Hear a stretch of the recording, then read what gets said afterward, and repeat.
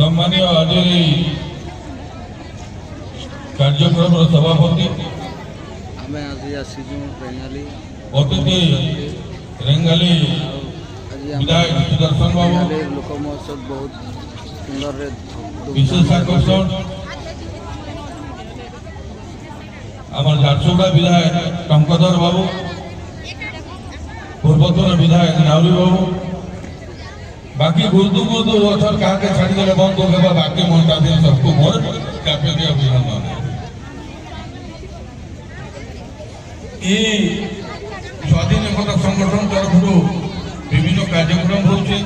ये संगठन विषय जन्म आज तक जहाँ इतिहास विवरणी सब तो कही सारे ना मुझे जेनटा आमर अंतर लगे लाभदायक है